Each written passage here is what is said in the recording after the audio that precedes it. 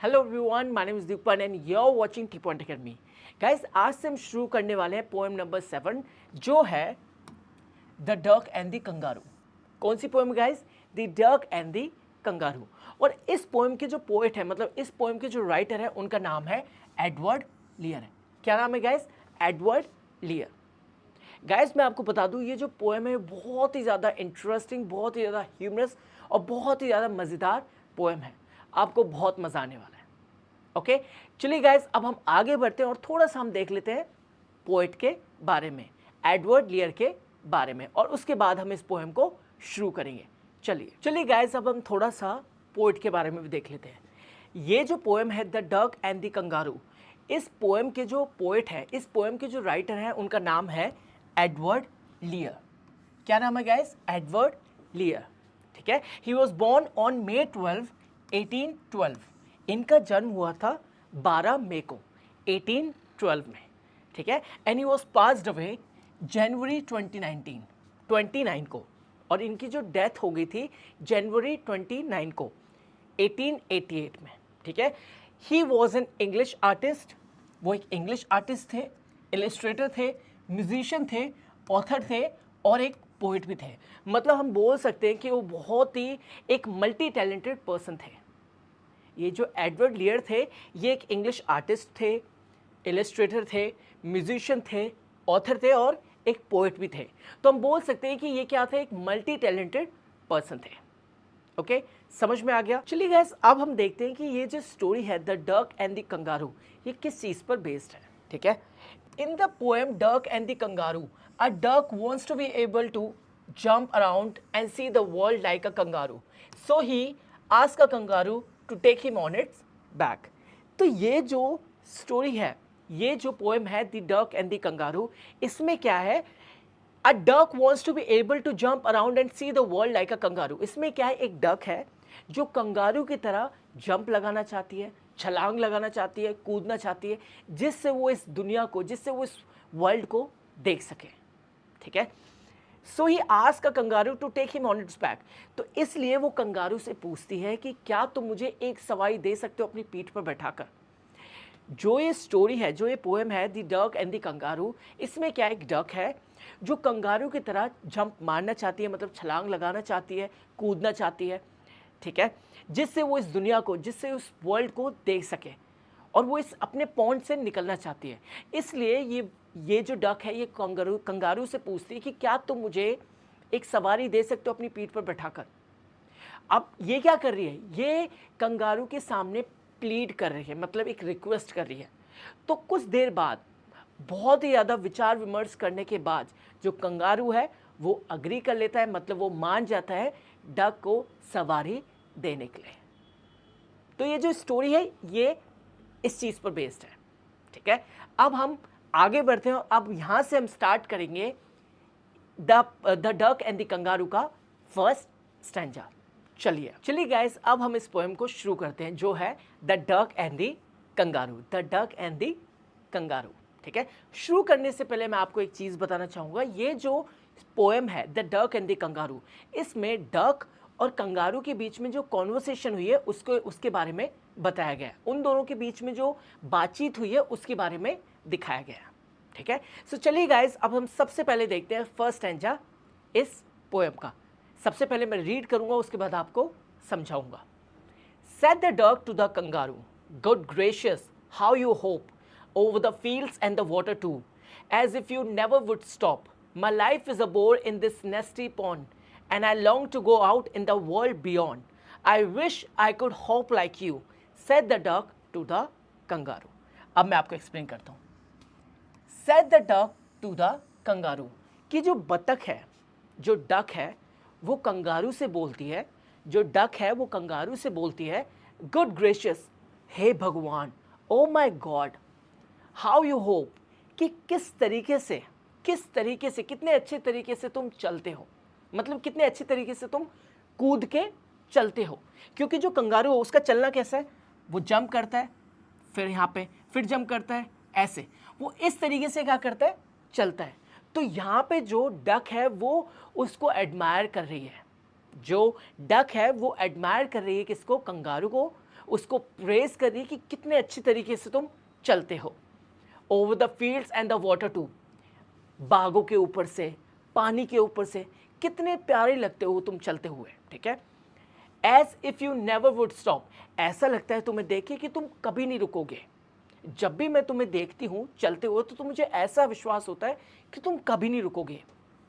My life is a bore in this nasty pond, और यहाँ पे देखो मेरी ज़िंदगी, यहाँ पे देखो मेरी ज़िंदगी कैसी है। मेरी ज़िंदगी तो बहुत ज़्यादा बोरिंग है, मेरी ज़िंदगी तो बहुत ज़्यादा बोरिंग है। बोर मतलब एक तरीके से बोरिंग, बेकार है। इन दिस नेस्टी पॉन्ड, नेस्टी मतलब अनप्लीजेंट, अनप्लीजेंट बैड, कि मेरी लाइफ, मेरी ज़िंदगी तो बहुत ज़्यादा बोरिंग है इस बेकार से तालाब में, क्योंकि जो बतख है वो किस में रहती है, तालाब में रहती है। And I long to go out in the world beyond, पर मेरी इच्छा है कि मैं इस पानी से निकलूं और इस दुनिया को देखूं।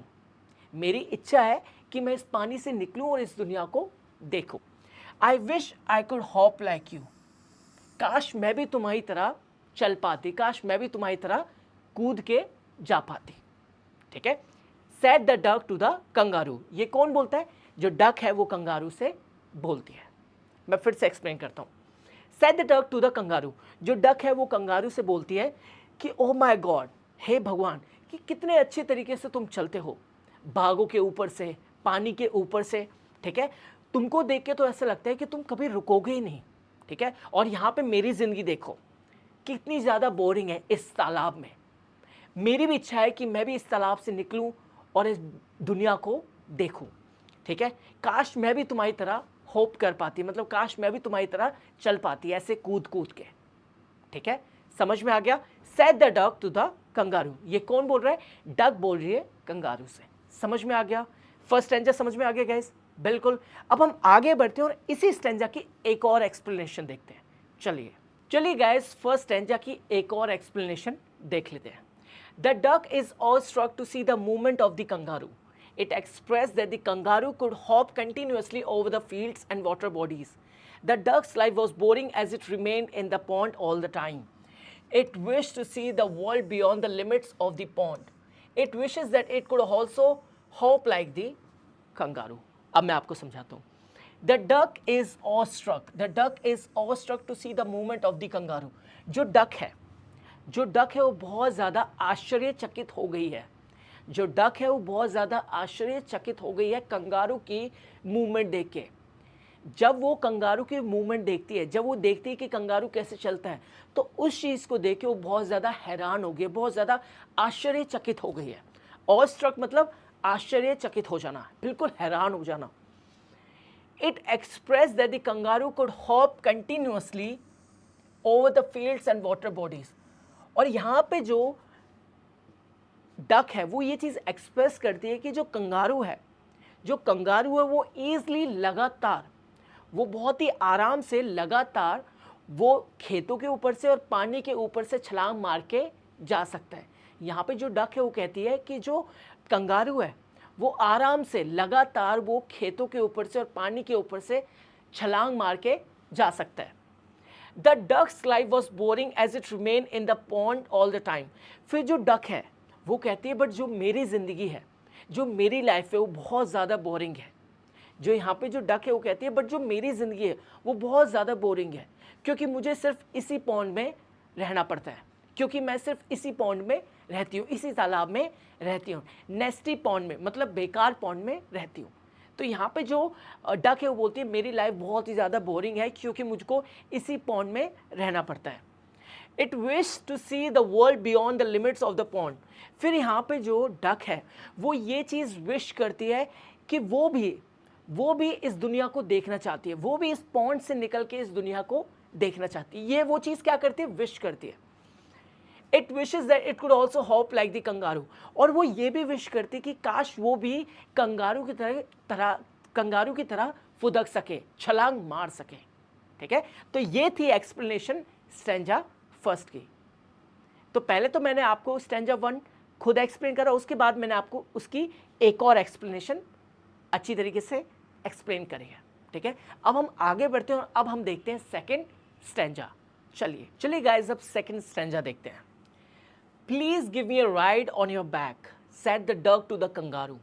I would sit quite still and say nothing but quack the whole of the long day through, and we would go to the Dee and the jelly boldly over the land and over the sea.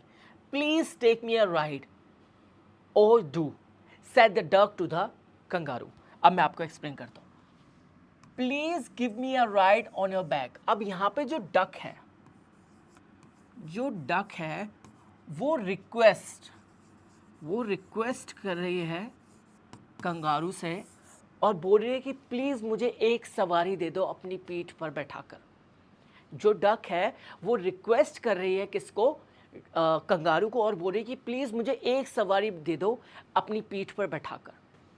Said the duck to the kangaroo. ये चीज़ कौन बोल रहा है? ये duck बोल रही है कंगारू को. ठीक है. I would sit quite still. वो बोलती है कि मैं चुपचाप तुम्हारी पीठ पर बैठ जाऊंगी, बिल्कुल नहीं हिलूंगी. एंड से नथिंग बट क्वैक. और कुछ भी नहीं बोलूंगी सिर्फ एक चीज़ के अलावा, और वो क्या है? क्वैक. अब क्वैक क्या है guys? Quack sound made by the duck. जो डक होती है वो एक साउंड निकालती है. उस साउंड को क्या बोलते हैं? क्वैक बोलते हैं. वो जो साउंड निकालती है वो किसकी साउंड निकालती है? Quack quack. तो यहाँ पे जो डक है वो कहती है कि मैं चुपचाप तुम्हारी पीठ पर बैठूंगी, बिल्कुल नहीं हिलूंगी, कुछ भी नहीं बोलूंगी, बस एक चीज़ के अलावा, और वो है क्वैक क्वैक, जो डक की साउंड है. The whole of the long day through. क्योंकि मैं तुम्हारी पीठ पर बैठ कर सवारी करना चाहती हूँ पूरे दिन, विदाउट एनी ब्रेक. थ्रू मतलब विदाउट एनी ब्रेक. मैं तुम्हारी पीठ पर पूरे दिन सवारी करना चाहती हूँ, without any break. And we would go to the Dee and the Jelly Bee Bo Lee. फिर यहाँ पे जो डक है वो कहती कि हम कहाँ जाएंगे? हम डी जाएंगे और जेली बो ली भी जाएंगे. ये क्या है? मे बी ये इमेजिनरी डिस्टेंस प्लेसेस है, काल्पनिक जगह है. तो यहाँ पे जो डक है वो बोलती कि हम कहाँ जाएंगे? मैं तुम्हारी पीठ पर कहाँ जाना चाहती हूँ? मैं डी जाना चाहती हूँ और जेली बो ली जाना चाहती हूँ. ये मे बी काल्पनिक प्लेसेस होंगी, मतलब इमेजिनरी प्लेसेस होंगे. Over the land and over the sea. Land के उस पार, सी के उस पार, मतलब समुद्र के उस पार. Please take me a ride और डू. प्लीज़ मुझे एक सवारी दे दो. ओ डू का मतलब क्या होता है? प्लीज़ ये मेरा काम करो. अब यहाँ पे जो डक है वो रिक्वेस्ट कर रही है, वो प्लीड कर रही है किसको? कंगारू को. और बोल रही कि प्लीज़ मुझे एक सवारी दे दो अपनी पीठ पर बैठाकर, क्योंकि मैं बहुत ज़्यादा बोर हो गई हूँ इस तालाब में. प्लीज़ मुझे इससे बाहर निकालना है, प्लीज़ मुझे एक चांस दे दो, एक सवारी दे दो अपने पीठ पर बैठाकर. ठीक है. Said the duck to the kangaroo.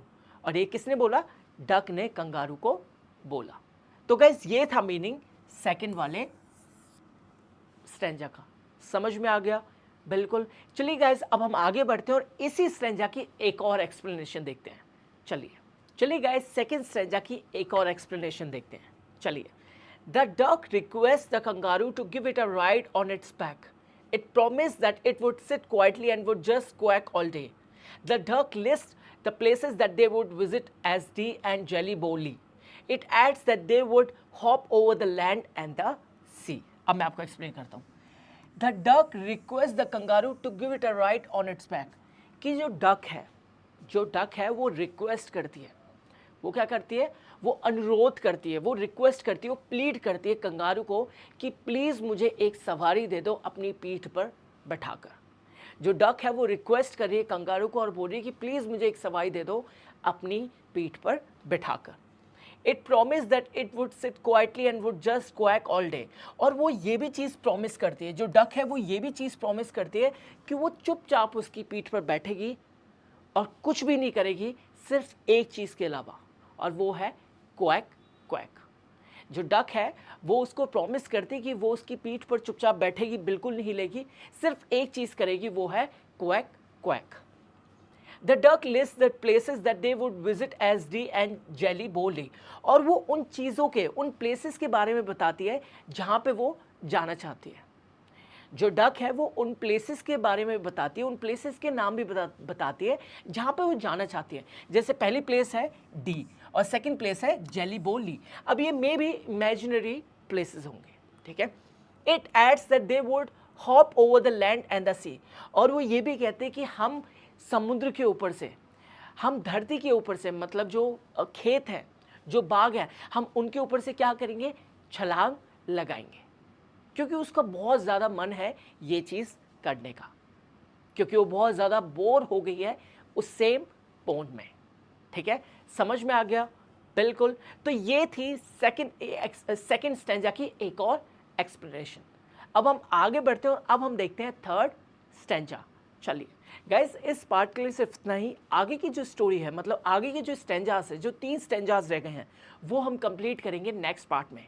Till then bye bye, and don't forget to like, share, comment and subscribe to the channel T point academy. Bye bye guys.